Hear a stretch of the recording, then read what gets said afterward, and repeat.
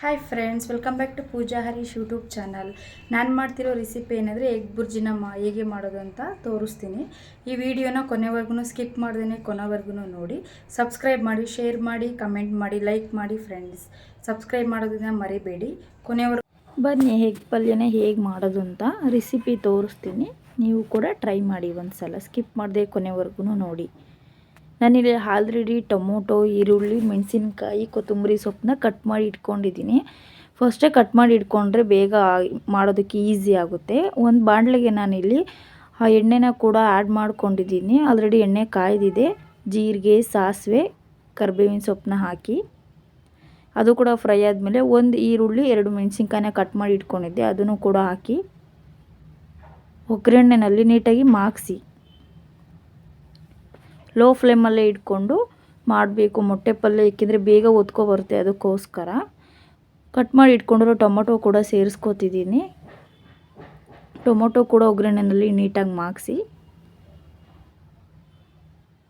ಮೆತ್ತಗಾಗೋವರೆಗೂ ನೀಟಾಗಿ, ಅದಕ್ಕೆ ಬೇಗ ಬೇಯಬೇಕಂದ್ರೆ ಸ್ವಲ್ಪ ಒಂದು ಚಿಟಿಕೆಯಷ್ಟು ಉಪ್ಪನ್ನ ಆ್ಯಡ್ ಮಾಡ್ಕೊಳ್ಳಿ, ಬೇಗ ಬೇಯುತ್ತೆ. ನಾನಿಲ್ಲಿ ಆ್ಯಡ್ ಮಾಡಿದ್ದೀನಿ.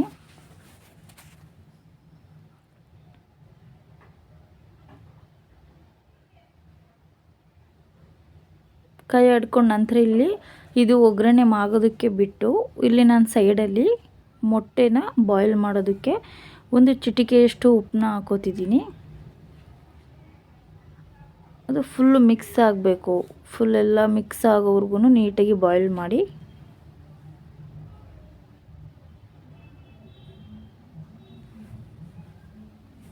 ಬಾಯ್ಲ್ ಮಾಡಿದ ನಂತರ ಇಲ್ಲಿ ನಾನು ಆಲ್ರೆಡಿ ಒಗ್ಗರಣೆ ಮಾಗಿದ್ದೀನಿ ನೋಡಿ, ಅದಕ್ಕೆ ಮಿಕ್ಸ್ ಮಾಡ್ತಿದ್ದೀನಿ.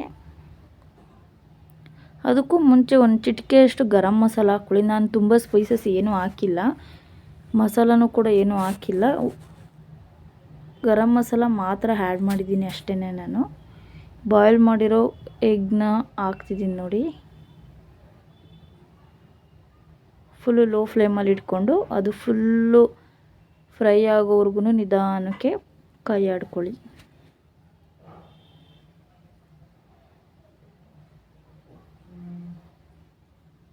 ಕೆಲವರು ಮಸಾಲ ತುಂಬ ಹಾಕೋತಾರೆ, ಮಸಾಲ ಸ್ಪೈಸಸ್ ಎಲ್ಲ ನಾನು ಏನೂ ಆ್ಯಡ್ ಮಾಡಿಲ್ಲ.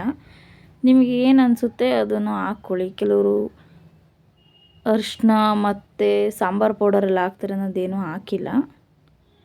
ಇಲ್ಲಿ ಕಟ್ ಮಾಡಿ ಇಟ್ಕೊಂಡಿರೋಂಥ ಕೊತ್ತಂಬರಿ ಸೊಪ್ಪು ಕೂಡ ನಾನು ಆ್ಯಡ್ ಮಾಡ್ತಿದ್ದೀನಿ ನೋಡಿ.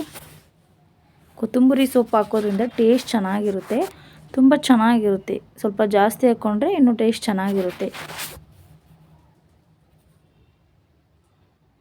ಟೇಸ್ಟ್ ನೋಡ್ಕೊಳ್ಳಿ, ಉಪ್ಪು ನಿಮಗೆ ಓಕೆ ಆಗಿದೆ ಅಂದರೆ ಮತ್ತೆ ಹಾಕ್ಕೋಬೇಡಿ. ಫಸ್ಟ್ 2 ಸಲ ಹಾಕಿದ್ದೀವಿ ಮೊಟ್ಟೆ ಬಾಯ್ಲ್ ಮಾಡಬೇಕಾದ್ರೂ ನೋಡಿ, ಟೇಸ್ಟಿಗೆ ನೋಡಿ ಹಾಕ್ಕೊಳ್ಳಿ. Thank you friends, video watch ಮಾಡಿದ್ದಕ್ಕೆ.